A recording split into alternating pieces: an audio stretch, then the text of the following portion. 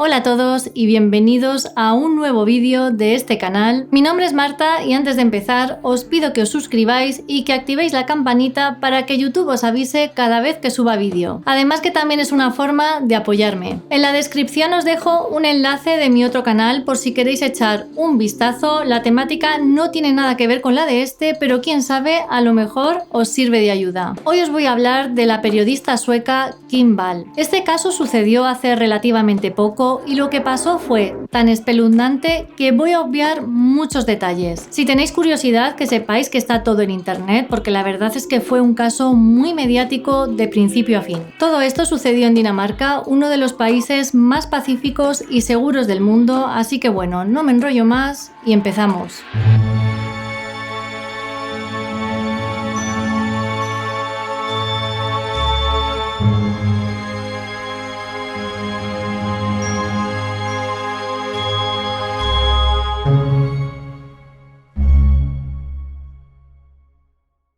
El 23 de marzo de 1987 nació en Trelleborg, Suecia, Kim Isabel Fredrika Wall. Kim era hija del matrimonio formado por Ingrid, una periodista especializada en economía, y de Joachim Wall, un reconocido fotógrafo. Poco tiempo después dieron la bienvenida a su segundo hijo, al que llamaron Tom. Debido a la profesión de sus padres, estos chicos crecieron en una familia donde la información era el pan de cada día. De hecho, cuando estos tenían que hacer un reportaje fuera de su ciudad, siempre que podían, llevaban a sus hijos con ellos. Su madre dice que Kim nació para contar y escribir historias. Con apenas 6 años aprendió a leer prácticamente por su cuenta, ya que según ella, los cuentos que le contaban a la hora de dormir se le hacían muy cortos. También cuenta que era una chica alegre, fuerte, brillante, viajera incansable, curiosa, pero sobre todo muy buena persona. Terminó su secundaria en Malmö, una ciudad situada al sur de Suecia, con muy buenas calificaciones. Y cómo no, Kim quería ser periodista, pero no el tipo de periodista que era su madre, que informaba sobre economía y negocios en Suecia. Ella quería salir al mundo y con su trabajo dar voz a las personas más débiles, a los que nadie hace preguntas. Tenía muy claro que para esto necesitaba la mejor educación y por eso decidió trasladarse a Londres para estudiar en la London School of Economics, que contaba con cerca de 11.000 estudiantes en aquel momento. Kim estaba muy emocionada por poder estudiar en esta universidad. Además, durante su tiempo allí obtuvo muy buenas calificaciones y finalmente, en 2011, se graduó en Relaciones Internacionales. Después de esto se mudó a Nueva York, donde hizo una doble maestría en Periodismo y Relaciones Internacionales en la Universidad de Columbia. Sus compañeros de clase cuentan que era una obsesiva del estudio y que hablaba varios idiomas, entre ellos chino mandarín. Sus amigos recuerdan de ella su amabilidad, inteligencia y coraje. Quería saber todo sobre el mundo y esa curiosidad ayudó a impulsar su trabajo. Una vez terminó su formación, Kim llegó a ser una periodista independiente de éxito. Escribió numerosos artículos que aparecieron en publicaciones tan importantes como The New York Times, Harper's, Time, The Atlantic o Vice Magazine, entre otras. Publicaciones que además fueron traducidas a varios idiomas. En 2013, Kim informó de la posguerra de Sri Lanka, fue becaria de prensa de la Fundación de las Naciones Unidas en 2014 y 2015, también informó sobre la industria del turismo en Haití después del terremoto. En 2016 investigó la escena tecnológica de Cuba, exploró un barrio chino en Uganda y regresó a Sri Lanka para escribir sobre el feminismo en la guerra de guerrillas. En ese mismo año, un periódico alemán le otorgó el premio Hansel Mead al mejor reportaje digital por Exodus, un informe multimedia que hizo sobre el cambio climático y las pruebas de armas nucleares en las Islas Marshall. En el año 2017 mantenía una relación con Ole Stove, un joven diseñador danés con el que vivía en una pequeña localidad de Dinamarca que curiosamente conecta con un puente con Malmö, la ciudad de Suecia donde ella estudió y que estaba a tan solo 30 kilómetros de distancia. La pareja planeaba mudarse a China en los próximos días, ya que Kim quería hacer su trabajo periodístico desde allí. Cuando los padres conocieron a este chico, estaban felices, primero porque su hija había encontrado el amor y segundo porque los dos se iban juntos a China, así que ellos como que no tenían que preocuparse tanto, ya que estaban acostumbrados a que Kim, por su trabajo, fuese a lugares que estaban continuamente en conflicto y esto a ellos les generaba mucha angustia. Por eso, en esta ocasión, al ir con su novio, la preocupación para ellos era menor. En este punto, Kim era una joven de 30 años, con éxito profesional, con una familia que la quería y tenía una pareja estable con la que además iba a iniciar una nueva vida en otro país. El 10 de agosto de 2017, Kim y su novio se encontraban organizando una fiesta para despedirse de sus familiares y amigos porque el 16 de ese mismo mes se iban a China. Antes de la fiesta, Kim recibe un mensaje de texto de Peter Madsen. Pero ¿quién era este hombre y por qué recibe un mensaje de él? Peter nació el 12 de enero de 1971 en Dinamarca y cuando tenía tan solo 6 años su madre se marchó de casa y los abandonó. Se crió con su padre con el que compartía una afición, las naves espaciales. Al terminar la secundaria empezó a estudiar ingeniería, pero dejó la carrera para dedicarse de manera obsesiva a sus inventos. Cuando tenía 18 años murió su padre y a partir de ese momento se dedicó a construir submarinos y cohetes. En 2008 fundó la empresa Copenhague Suborbitals, la cual pretendía lanzar al espacio monoplazas tripulados. La prensa por aquel entonces comenzó a llamarlo Rocket Madsen. Con patrocinadores pero sin preparación académica logró construir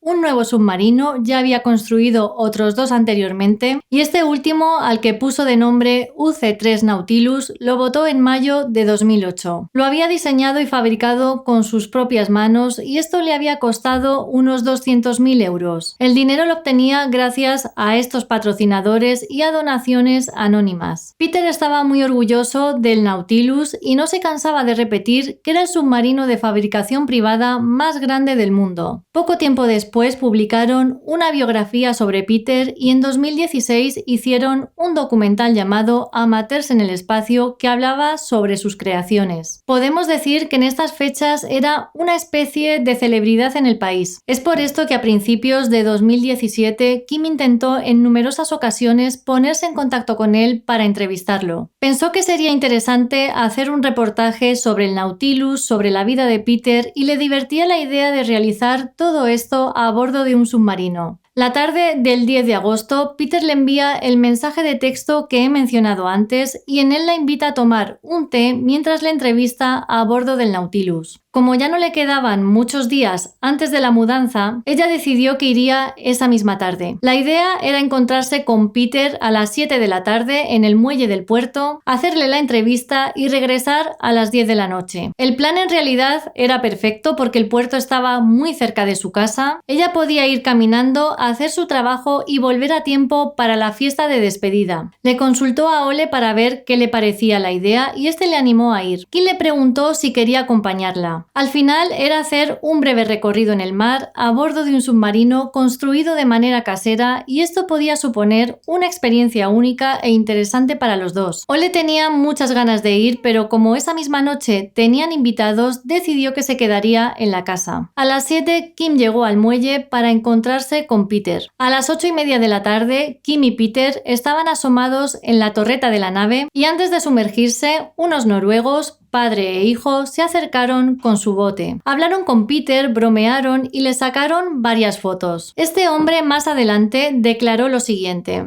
él bromeó diciendo que mi nave tenía más potencia que la suya. Nos reímos, el ambiente era muy bueno. Ella no participó de la conversación. Él habló de una manera que me hizo pensar que deseaba impresionar a esa bella mujer. Saqué mi teléfono y los fotografié. Al mismo tiempo, la mujer tomó fotos mías y de mi hijo. Después de esto, nadie más volvió a ver a Kim con vida. De esos momentos a bordo solo hay un par de mensajes que intercambió con Ole donde le decía: estoy viva, por cierto, ahora vamos a descender, te quiero. Él ha traído café y galletas. Ole le escribió varias veces más, pero ya no obtuvo respuesta alguna de Kim. A las 10:30 de la noche, como Kim no había regresado, Ole decidió coger su bicicleta y salir a buscarla. Fue al puerto para ver si los veía regresar, pero como no vio nada, intentó quitarle importancia a este retraso, pensando que quizá la entrevista se había extendido más de la cuenta, pero pasan las horas y Kim sigue sin aparecer. Es por esto que a la 1:45 de la madrugada del 11 de agosto, Ole llamó a la policía y media hora después llamó a la Armada para denunciar la desaparición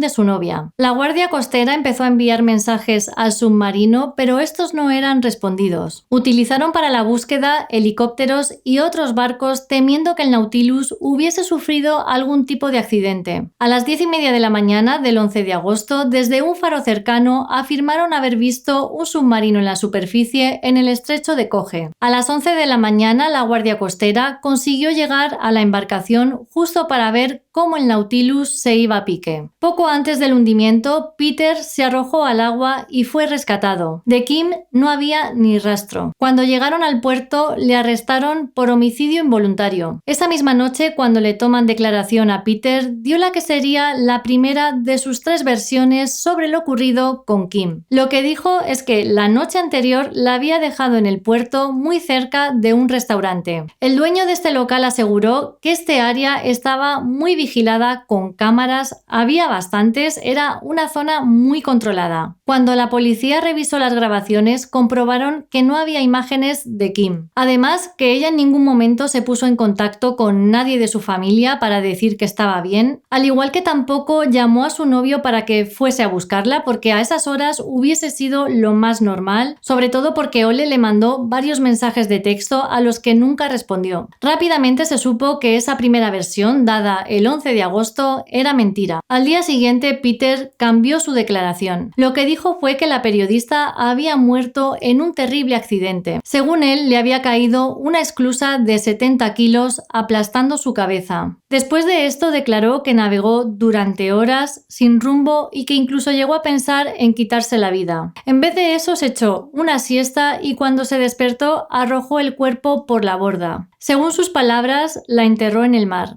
Unos días después, los peritos del caso dictaminaron que el submarino había sido hundido intencionadamente. Además, había mucha sangre dentro de este y las pruebas de ADN confirmaron que pertenecía a la periodista. El cuerpo por entonces seguía sin aparecer. El 21 de agosto, un ciclista, cuando paseaba por la playa, se topó con algo. Era un torso desnudo. Otra vez el ADN confirmó que pertenecía a Kim. Hicieron distintas búsquedas con buzos experimentados que dieron resultado en diferentes áreas. La cabeza, las piernas, los brazos y la ropa aparecieron en bolsas de plástico. A estas bolsas les añadió trozos de metal para que no flotaran. En su tercer interrogatorio, en el mes de octubre, dio una nueva versión de lo ocurrido. Dijo que Kim había muerto atrapada en el compartimento de los motores, intoxicada por monóxido de carbono. También admitió desmembrar su cuerpo y tirarlo al mar, algo que había negado previamente. Pero la autopsia relataba otra cosa. Tenía 15 puñaladas en su cuerpo y otras heridas que eran incompatibles con una intoxicación. Además, que los expertos que analizaron el submarino dijeron que no había señales de que se hubiesen producido escapes de gas. Detectives y peritos llegaron a la conclusión de que primero la ató a unas cañerías o tubos por las marcas que hallaron en muñecas y codos. Piensan que usó cuerdas y las propias medias que llevaba Kim. Debido a las diversas heridas que presentaba el cuerpo,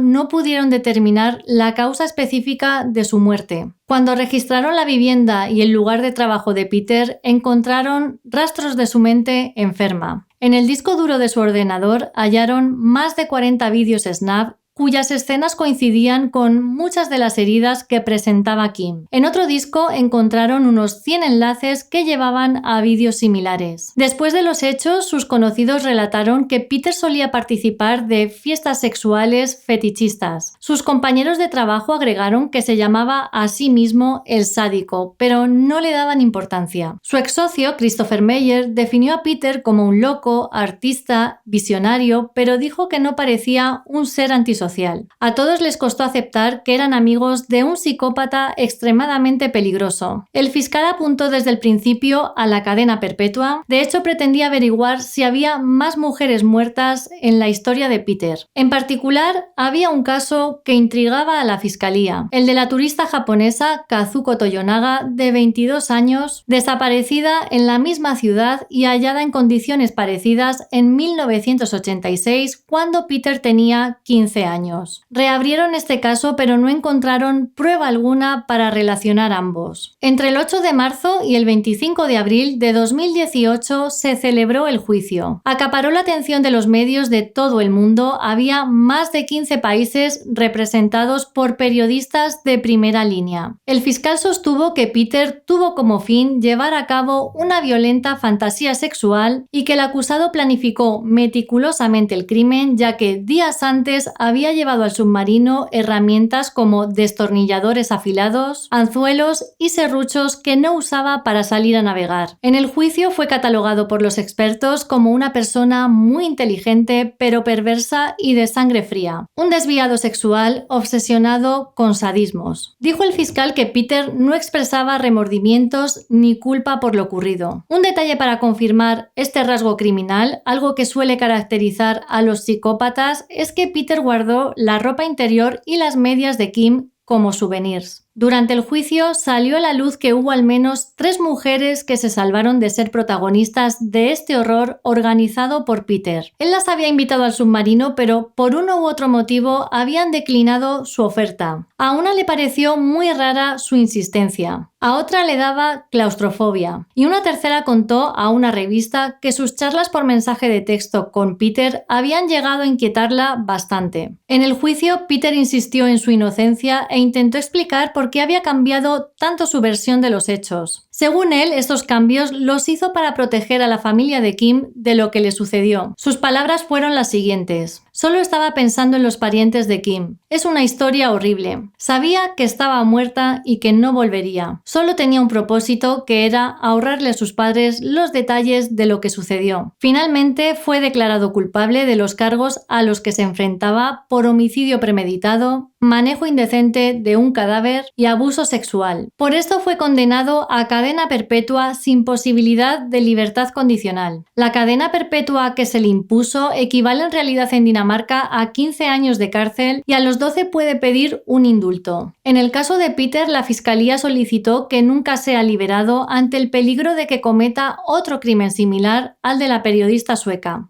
La última información que he leído sobre este hombre es que en prisión se enamoró de una funcionaria que además fue despedida por este motivo, y después de esta historia Peter se casó con Jenny Kurpen, una mujer de origen ruso, y esta mujer en las redes sociales no deja de declarar su amor por él. Ella lo que cuenta es que ama y respeta a su marido, que está muy orgullosa de él, que es verdad que cometió un crimen pero que ya está pagando por ello, y que además él es una de las 2 víctimas de su crimen y que estar vivo es un castigo para él. Por otro lado, los padres de Kim escribieron un libro contando la vida de su hija hasta el momento de su asesinato. En él recuerdan su angustia, el dolor durante el año posterior a su muerte, pero también celebran su vida. A día de hoy tienen una fundación que lleva su nombre y que crearon para honrar el legado de Kim. Desde ahí lo que hacen es recaudar fondos para brindar apoyo a jóvenes periodistas como su hija para que puedan desarrollar su trabajo. Y bueno, amigos, hasta aquí el caso de hoy. Como ya dije en la introducción, he contado muy pocos detalles sobre cómo murió Kim, y con este caso una se da cuenta de que si te cruzas con la persona equivocada, da igual que en ese momento estés en el país más seguro del mundo, porque eso al final no te va a salvar. A pesar de que Peter fue condenado a cadena perpetua, considero que 15 años son muy pocos, sobre todo para un crimen así. No sé qué opináis vosotros, me lo podéis decir en comentarios, pero yo creo que no debería salir nunca de prisión.